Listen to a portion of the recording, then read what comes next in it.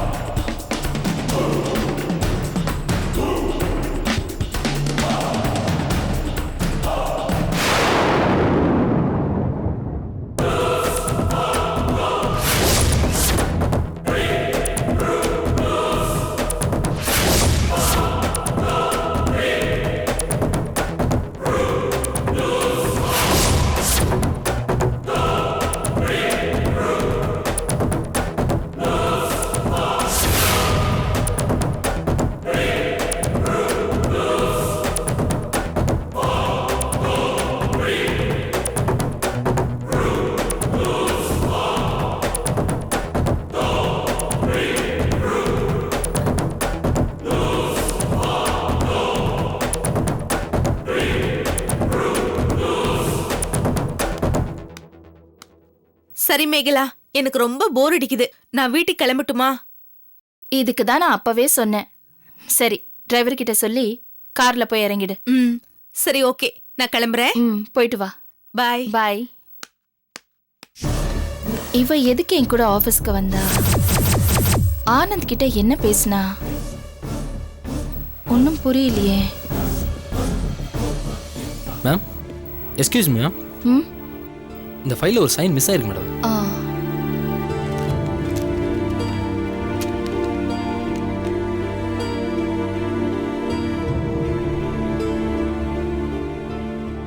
ஆமா, துர்கா உங்ககிட்ட என்ன கேட்டா?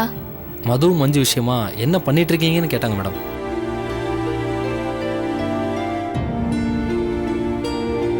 Ma'am, okay. ஓகே.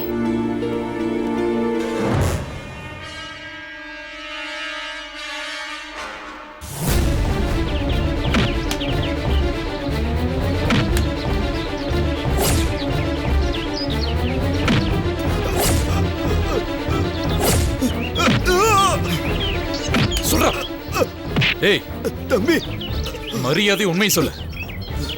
சாந்தி கல்யாண விஷயத்துல என்ன பிளான் பண்ணிருக்க? சொல்றா, சொல்லு தம்பி. அது வந்து ஏய், என்ன பத்தி உனக்கு தெரியும்ல? உண்மையை சொன்னா உயிர் உன்னோடது இல்ல தம்பி. சொல்லியா? தம்பி, உண்மையை சொல்லிடுறேன். என்ன ஒண்ணும் பண்ணிடாதீங்க தம்பி. சொல்லு.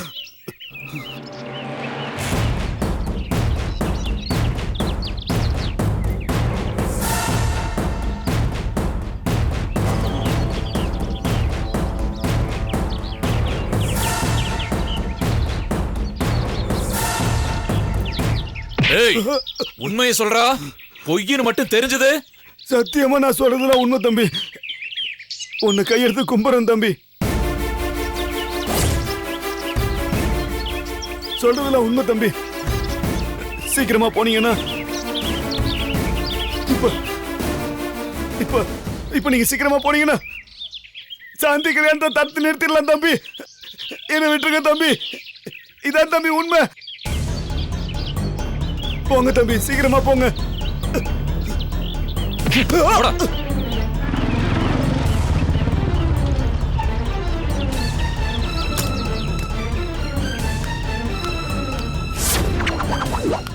சாந்தி, சாந்தி, சாந்தி.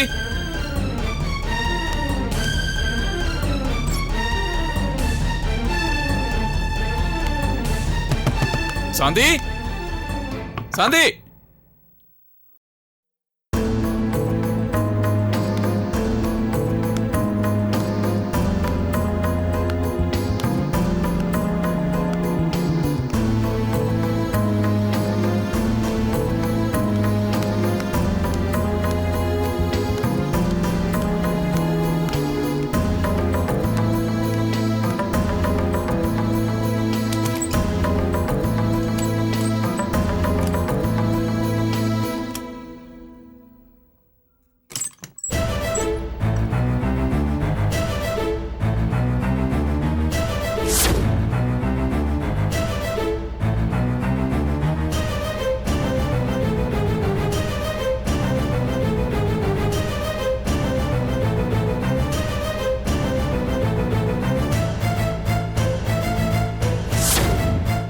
மனசு எனக்கு தெரியும் அருண்.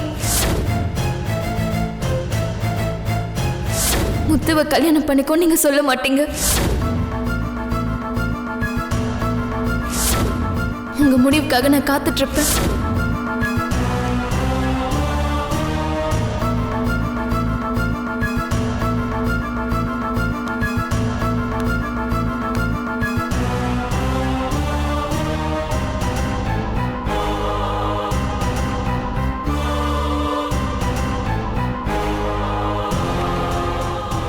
இதுக்கப்புறமும் நீங்க மௌனமா இருந்தா அதுக்கப்புறம் எனக்கு மௌன அஞ்சலி தான் செலுத்த வேண்டியிருக்கும்.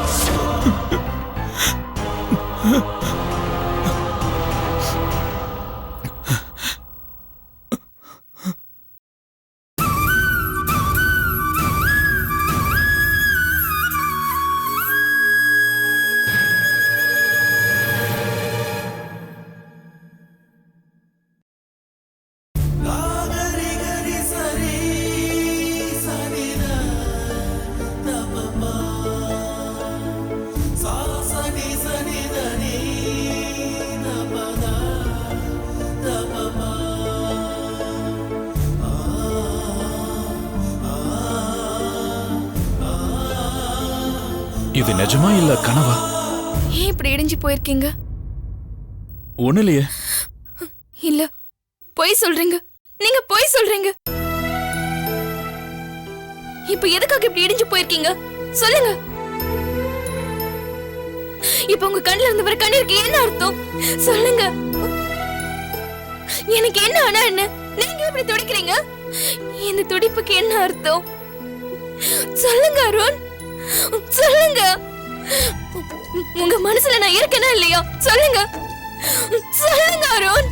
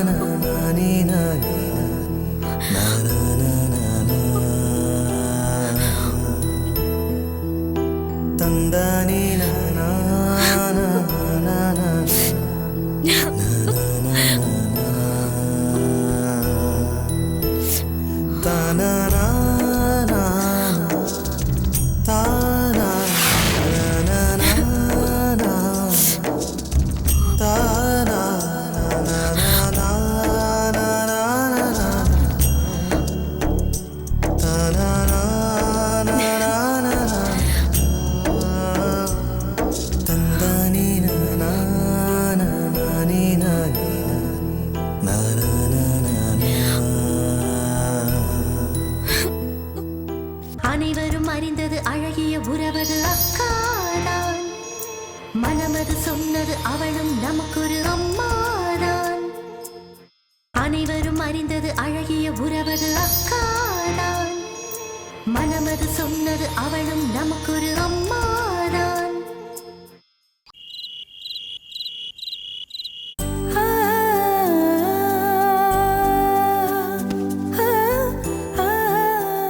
என்ன இவ்வளவு நேரமா படிச்சிட்டு இருக்க? தூங்கலையா? புக்கு ரொம்ப இன்ட்ரெஸ்டிங்கா இருந்துச்சு. ஓ, டைம் போனதே தெரியல. லேட்டா படுத்தினா காலையில எந்திரிக்க சோம்பேறித்தனம் படுவேன். அப்புறம் ஆபீஸ்க்கு டைம் ஆயிடுச்சுன்னு அவசரப்படுவேன். சரி, புக்கெல்லாம் எடுத்து வச்சுட்டு தூங்க. ஆமா, ஒரு ரெக்கமெண்டேஷன்ல வேலைக்கு சேர்ந்தாருல, அவர் எப்படி வேலை பாக்குறாரு? ஏன் ரெக்கமெண்டேஷனா? யாரு?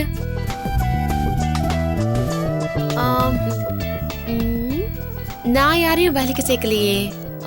இல்லையே, நீ அன்னைக்கு வேலைக்கு சேர்த்தேன்னு சொன்னியே.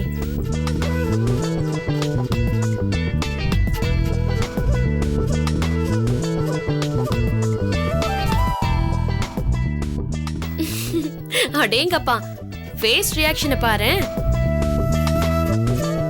நீ சிவாவை பத்தி தானே கேக்குற, அத நேரடியாவே என்கிட்டயே கேட்க வேண்டியதானே? எதுக்கு சுத்தி வளைச்சு கேக்குற? நான் ஒன்னும் சுத்தி வளைக்கலையே. ஓ, ரெக்கமெண்டேஷன்ல தானே அவர் வேலைக்கு சேர்த்தேன். இல்ல, உன்னோட ரெக்கமெண்டேஷன்ல தான் சிவாவை வேலைக்கு சேர்த்தேன். உன்னோட ரெக்கமெண்டேஷன் ஆச்சே சோட போகுமா? ஆனா என்ன ஆனா தப்பு பண்ணவங்க அவங்களோட தப்ப உணர்ந்து திருந்தி வாழ்ந்தா கூட அவங்கள யாருமே நம்ப மாட்டாங்க போல இருக்குக்கா. என்ன கீதா சொல்ற? ஆபீஸ்ல என்ன நடந்துச்சு? அதை ஏன்கா கேக்குற? சொல்றதுக்கே மனசுக்கு கஷ்டமா தான் இருக்கு. பரவாயில்ல சொல்லு. சிவா தன்னை பத்தின எல்லா உண்மைகளையும் மறைக்காம வெளிப்படையா சொல்லிதானே வேலைக்கு சேர்ந்தாரு. அதனால ஆபீஸ்ல எல்லாரும் அவரை ரொம்ப கேவலமா ட்ரீட் பண்றாங்கக்கா.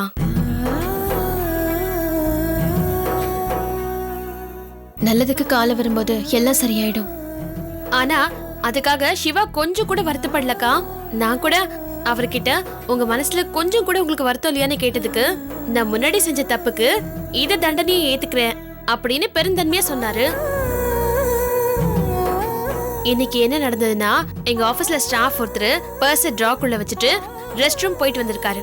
வந்து பார்த்தா பர்ஸ் மிஸ். டோட்டல் ஆபீஸும் சிவா தான் பர்ஸ திருடி இருப்பான்னு கன்ஃபார்ம் பண்ணி அவனை சோதனை போட்டு அசிங்கப்படுத்திட்டாங்க. ஆனா பர்ஸ சிவா எடுக்கல, வேற ஒரு அட்டெண்டர் எடுத்திருக்காரு. பழிய சிவா மேல போட்டுட்டாரு. நான் தான் உண்மையை கண்டுபிடிச்சு அவன் சீட்டை கிழிச்சு வீட்டுக்கு அனுப்பிச்சு விட்டேன்.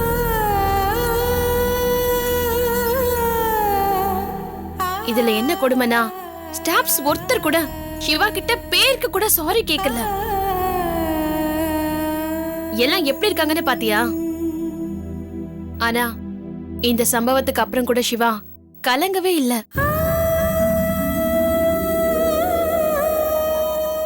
எத்தனையோ தடவை எவ்வளவோ தப்பு பண்ணிருக்கேன், மாட்டிக்காம தப்பிச்சு சந்தோஷப்பட்டிருக்கேன்.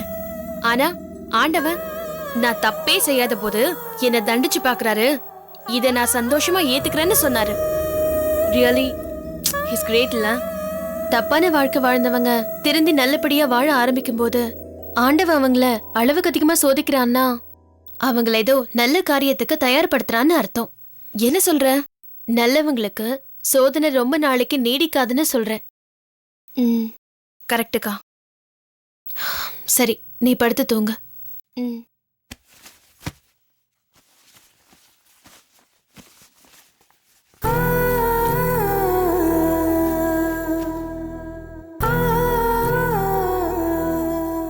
கடவுளே, சிவாவுக்கு நல்ல தைரியத்தையும் தன்னம்பிக்கையையும் கொடு.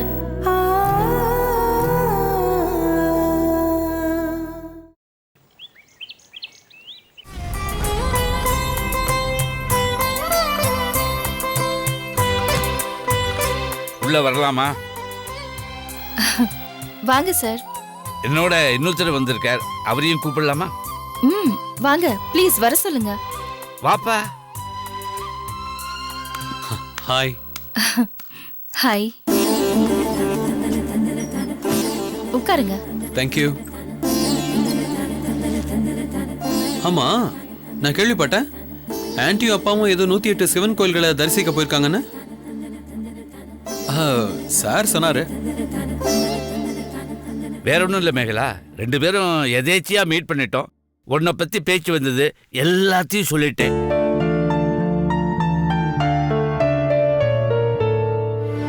நான் எல்லாத்தையும் சொன்னது துர்கா மேட்டரையும் சேர்த்து தான். புரியுது, பர்சனலான கான்ஃபிடென்ஷியல் மேட்டரை மகேஷ் கிட்ட சொல்லலாமோன்னு கேட்காம கேட்குறியோ? மகேஷ் ஒன்றும் அந்நியம் இல்லையம்மா. சார், நான் இந்த விஷயத்துல இன்வால்வ் ஆகுறது அவங்களுக்கு பிடிக்கல போல இருக்கு. நான் கிளம்புறேன் சார். அட இருப்பா, துர்கா விஷயத்துல நாங்க 2 பேரும் மண்டையை போட்டு உடைச்சுக்கிறோம். 3வது மண்டையா நீ இரு. ஐ எம் சாரி, 3வது மைண்டா நீ இருந்தேன்னா கொஞ்சம் குழப்பம் தீருன்னா உன்னை கூட்டிக்கிட்டு வந்திருக்கேன். நீ என்னடா போறேன்னு பயமுறுத்துற. மேகலா, என்னம்மா அது? பரவாயில்ல சார். அப்புறம் என்ன மகேஷ்? என்ன சாப்பிடுறீங்க? Hot or cold? ஒன்றும் வேண்டாம், இப்பதான் வரும் வழியில நல்ல காஃபியா சாப்பிட்டு வரோம். நம்ம துர்கா விஷயத்துக்கு வருவோம். துர்கா இப்ப ஆபீஸ்க்கு வர ஆரம்பிச்சிட்டா சார். வாட்? ஆபீஸுக்கா? ஆமா சார். வீட்ல தனியா இருக்க போர் அடிக்குது, நானும் உன் கூட ஆபீஸ்க்கு வரேன்னு கிளம்பி வந்துட்டா. அது மட்டும் இல்ல,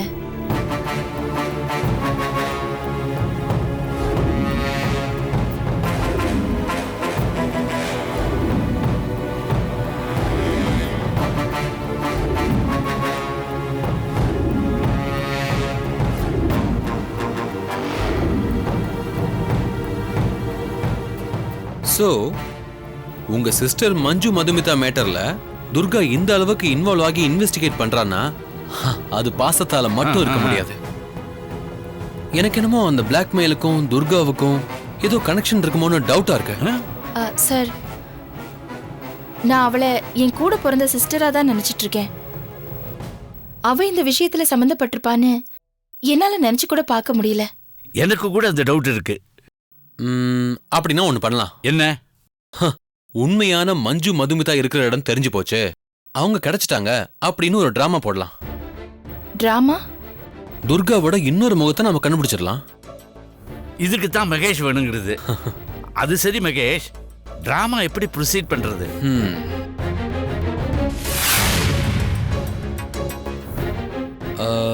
நைட்டு மேகலா ஆபீஸ் விட்டு போகிறப்ப நான் உங்களுக்கு கால் பண்றேன். துர்காவை பக்கத்துல வச்சுக்கிட்டு மஞ்சுவும் மதுமிதாவும் கிடைச்சிட்டாங்கன்னு சந்தோஷப்பட்டு பேச சொல்லுங்க. அப்புறம் பாருங்க. என்ன மேகலா, இந்த பிளான் உனக்கு ஓகே தானா? ஓகே சார், அப்படியே பண்ணலாம். Very good. அப்ப வந்த வேலை முடிஞ்சது, நாங்க கிளம்புறோம். ஹலோ, கிளம்பலாம்னு சொல்லிட்டேன். கிளம்பலாம். அப்ப நான் வரேன்.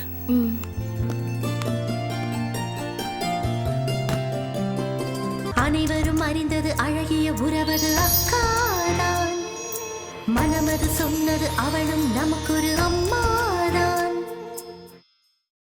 அனைவரும் அறிந்தது அழகிய உறவது அக்காதான், மனமது சொன்னது அவளும் நமக்கொரு அம்மாதான்.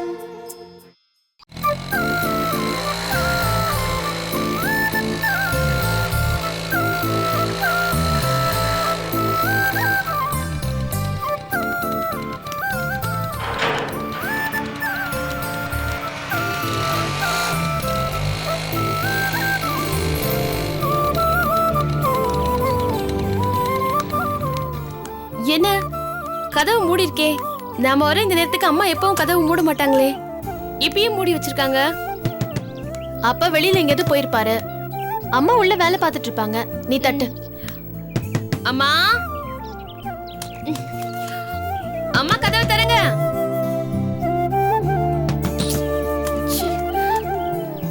அம்மா,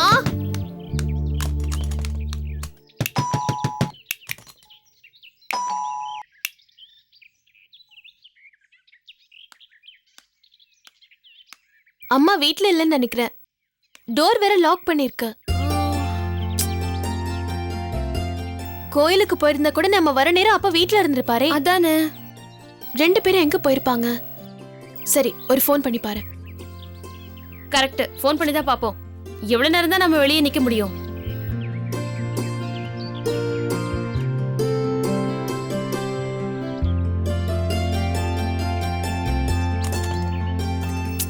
ரிங் போயிட்டு இருக்கு, அப்பா எடுக்கவே மாட்டேங்கிறாரே. போன் எடுக்காம அப்பா எடுங்கப்பா ப்ளீஸ்.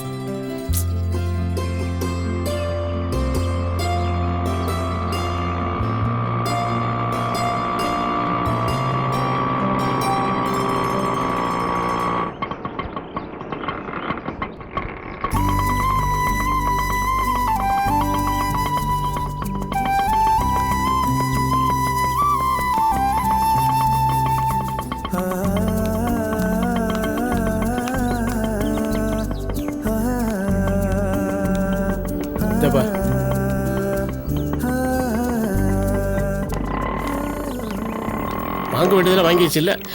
ஐயோ, இவங்க வந்துட்டாங்களே. என்னம்மா வந்து ரொம்ப நேரமாச்சா? என்னப்பா நீங்க ஏன் போன் அட்டெண்ட் பண்ணல?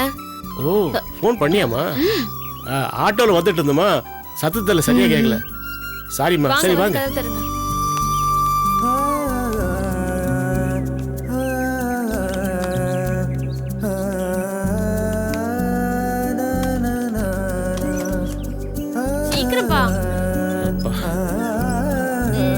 வாங்கம்மா.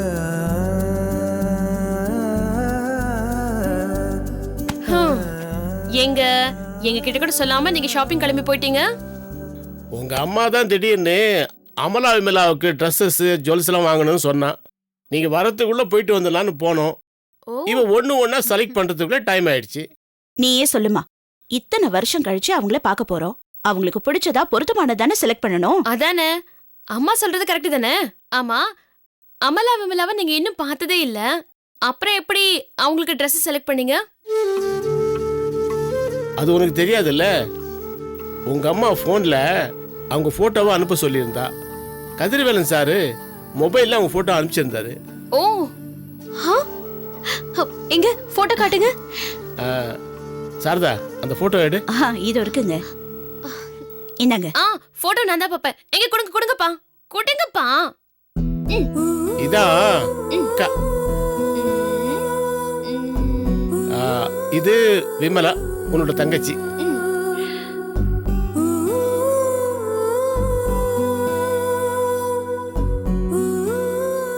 ஆமால அப்பா,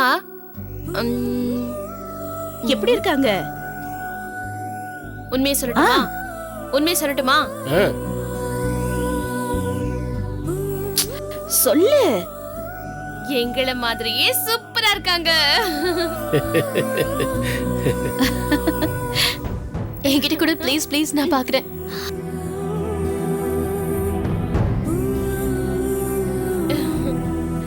எப்படிக்கா? அது கூட.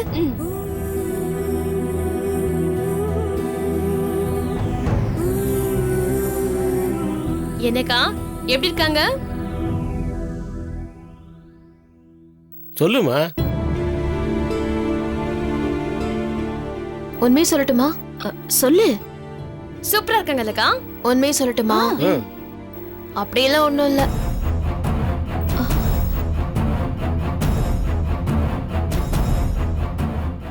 எங்களை விட சூப்பரா இருக்காங்க.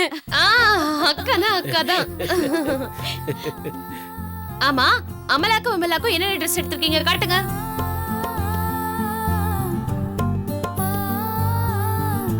உங்க செலக்ஷன் எப்படி இருக்குன்னு நான் பார்க்கணும். ஆபீஸ்ல இருந்து பசியோட வந்திருப்பீங்க. முதல்ல டீ காபி சாப்பிடுங்க, அப்புறமா பொறுமையா பார்க்கலாம். ஆமா, அந்த பேக்ல என்னது? ஓ, ஜுவல்ஸ் வாங்கிருக்கீங்களா? ஆமா, கம்மல், ஜிமிக்கி, வளையல், ஹாரம் எல்லாம் இருக்கு. எடுங்க, எனக்கு இப்பவே பார்க்கணும். சரி.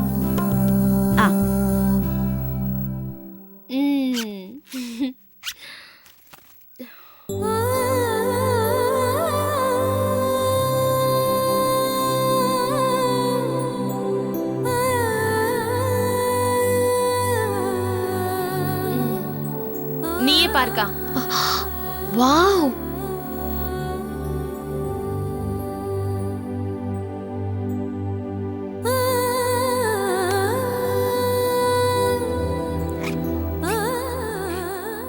பாத்தியாக்கா, எவ்வளவு ஓல்டு மாடலா இருக்கு.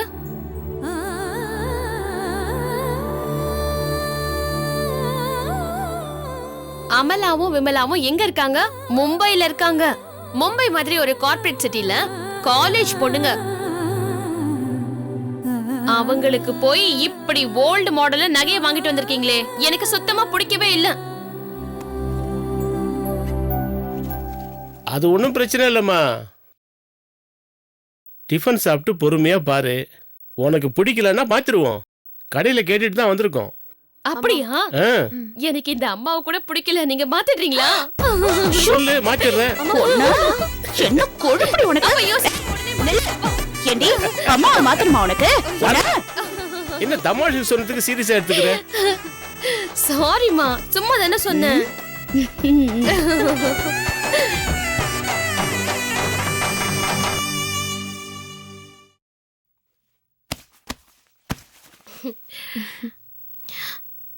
அமலாவும் விமலாவும் ரொம்ப கியூட்டா இருக்காங்கல்ல? அக்கா, அதுலயும் விமலா அப்படியே அம்மா சாயலே இருக்கா. கரெக்ட் கீதா. அக்கா, இந்த விமலா என்ன மாதிரி ஜாலி டைப்பா இல்ல உன்ன மாதிரி காம் டைப்பான்னு தெரியலையே. எனக்கு என்னமோ ரெண்டு பேரும் உன்ன மாதிரி ஜாலி டைப்பா தான் தெரியுது. எப்படி சொல்ற? போட்டோ பார்த்துதான். ஓ, உனக்கு சாமுத்திரிகா லட்சணம் கூட தெரியுமா? எனக்கு சாமுத்திரிக லட்சணம்லாம் தெரிய வேண்டியதில்ல. அப்புறம் எப்படி என்ன மாதிரி இருப்பாங்கன்னு கரெக்டா சொல்ற? எல்லாம் ஒரு அனுமானம் தான். ஏன்னா அமலாவும் விமலாவும் மும்பைல இருக்காங்க, காலேஜ் எல்லாம் போறாங்க. அதனால உன்ன மாதிரி இருப்பாங்கன்னு ஒரு கணக்கு தான். பரவாயில்லையே, கலக்குற சீதா. அப்புறம் அக்கா, இன்னொரு விஷயம். என்ன? எங்க எம்டி ரிஷிய என் பொறுப்புல ஒப்படைச்சிருக்காருன்னு சொன்னல, அந்த ரிஷி ஏதாவது உன்கிட்ட வாலாட்டினானா? வாலாட்டுவானா? அது அப்பவே என்கிட்ட நடக்காது. இப்போ எம்டி ஃபுல் பவர் என்கிட்ட கொடுத்திருக்காரு. அப்படி இருக்கும்போது என்கிட்ட வேலையை காட்டினா நான் சும்மா விட்டுருவேனா? அவசரப்பட்ட ஏதாவது செஞ்சு பிரச்சனையில மாட்டிக்காத கீதா. அப்படிலாம் எதுவும் நடக்காது, நீ பயப்படாத. ஆமா, அந்த ரிஷி எம்டி மகன்னு பந்தா ஏதாவது காட்டினானா? அதான் எனக்கும் ஆச்சரியமா இருக்கு. எந்த பந்தாவுமே காட்டல. நானும் ஒரு நியூ ஜாயினிய பெண்ட் எடுக்கிற மாதிரி பெண்ட் எடுக்கிறேன். எல்லாத்தையும் சிரிச்ச முகத்தோட சமாளிக்கிறான். உண்மையாவ சொல்ற? ஒர்க்கிங் ஹவர்ஸ்ல இன்னொரு ஸ்டாஃபோட சேர்ந்து அரட்டை அடிச்சுக்கிட்டு இருந்தான். நான் மத்த ஸ்டாஃப்ஸ் எல்லாம் கண்டிக்கிற மாதிரி பயங்கரமா டோஸ் விட்டேன். பொட்டி பாம்பா அடங்கி போய் ஒர்க்க பார்க்க ஆரம்பிச்சிட்டான். ரொம்ப ஆச்சரியமா இருக்கு கீதா. அவன் இப்படி பணிஞ்சு போறதுக்கு வேற ஏதாவது காரணம் இருக்கா? காரணம் இல்லாமல ரிஷி அப்படி பதுங்கி போறாரு. என்ன காரணம்? அவங்க அப்பா எம்டி தான் காரணம். நான் ரிஷி பொறுப்பாயிட்டாரு, நிர்வாகம் பண்ண தயாராயிட்டாருன்னு சர்டிஃபை பண்ணாதான் அவரை எம்டி இடத்துக்கே வர முடியும். அப்படி ஒரு செக்கு என்கிட்ட இருக்கிறதுனாலதான் நான் ஆட்டு விக்கிற மாதிரி எல்லாம் ஆடுறாரு. எதுக்கோ நீ கொஞ்சம் ஜாக்கிரதையா அடக்கிய வாசை என்ன? சரி, நான் போய் ட்ரெஸ் சேஞ்ச் பண்ணிட்டு வரேன்.